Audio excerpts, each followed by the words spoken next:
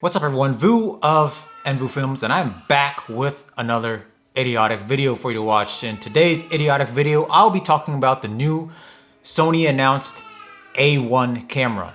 Not to be confused with the knockoff fake Chinese version, the Sony Sriracha, but the A1 is obviously a beast of a camera.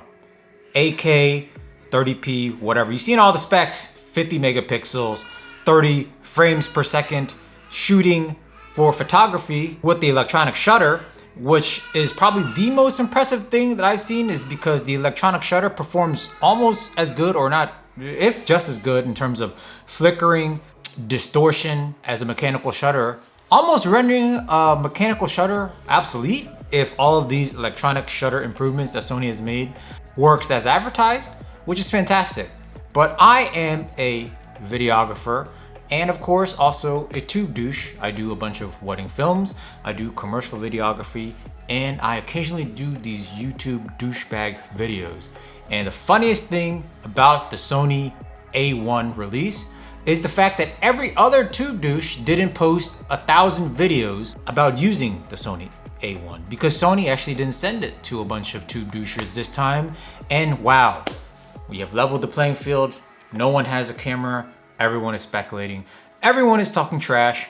Everyone is just talking about a camera they have never used before, which is exactly what I'm doing right now. So I'm not hating on the matter. However, I will say that this makes complete sense on Sony's marketing standpoint, is because this camera is not marketed towards tube douchers. It is $6,500. It is more expensive than my Sony a7S III and my Sony a7R III combined. I mean, it pretty much does almost the same things. This camera, the Sony a7 III, is probably still overall better for videography than the A1 in my opinion.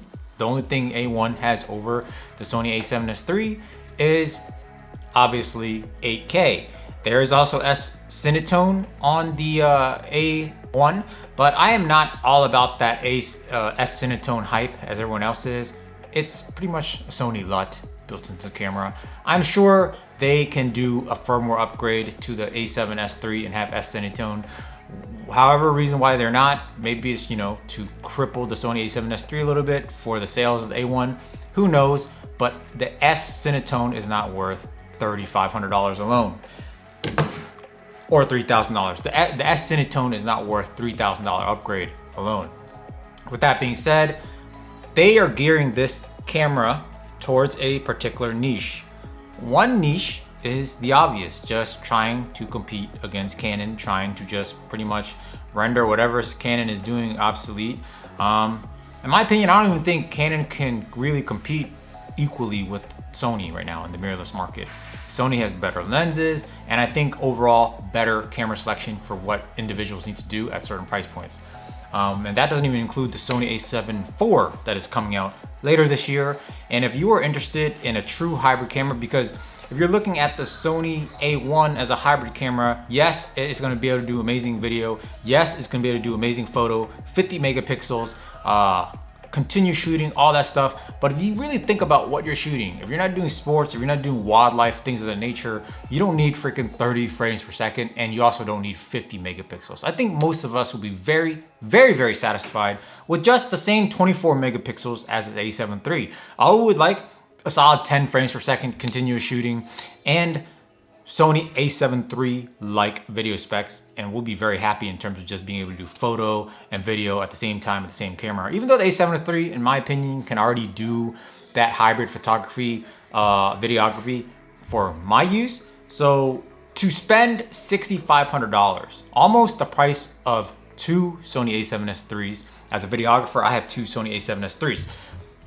If I would be able to do much better filmmaking work with two Sony a7S IIIs instead of just one A1. Simple, just something simple to just think about in that regard. Overall, the A1 is a fantastic camera, but at the same time, you have to understand that it is a niche camera. That's why they did not throw this camera at YouTubers all over the place, and they didn't have a flip out screen like the Sony a7S III does. It is just still the standard, standard regular tilt screen that Sony has lived with through the a7 III, a7R III. and I think A7R4. So all those cameras. So it is geared towards pro sports, wildlife photography. Obviously you could do professional video with it, 8K, and I think there's like a 30-minute limit for heating, but the camera actually does not overheat. It's just like, I guess it's kind of like a firmware type of limitation, the same as Canon. But in my opinion, A1 is impressive, okay? But before you start throwing, you know, this camera is too expensive, whatever, I think it's priced right. It is priced really well for its fast shooting capabilities, its megapixels, its newly improved electronic shutter, and obviously all of the video specs, pretty much close to A7S III specs into this one camera, which is amazing. That's priced right.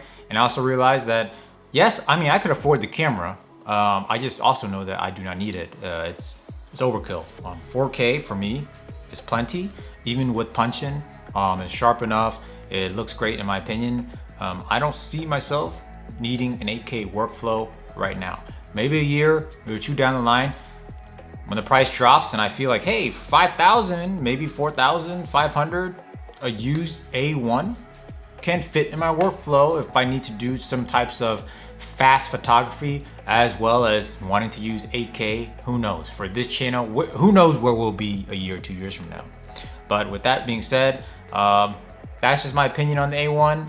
I'm pretty sure 90 to 95% of my viewers will have no need for that camera. But for those who do, more power to you. You should definitely pre-order that camera. The Sony mirrorless system has a plethora of lenses for you to choose from, and it will be just a ridiculous combination with this mind-blowing camera such as the A1. In my opinion, overall, it is definitely better than a Canon ESR5. This is my opinion. However, it is also $3 grand more expensive, so that's another thing to consider. Anyways, guys, with that being said, it's kind of nice for me to do a regular ass YouTube video again, because as of late I've just been doing a bunch of shorts because that's all I have time to do, and I think it's kind of fun. It's easy, whatever. It just helps me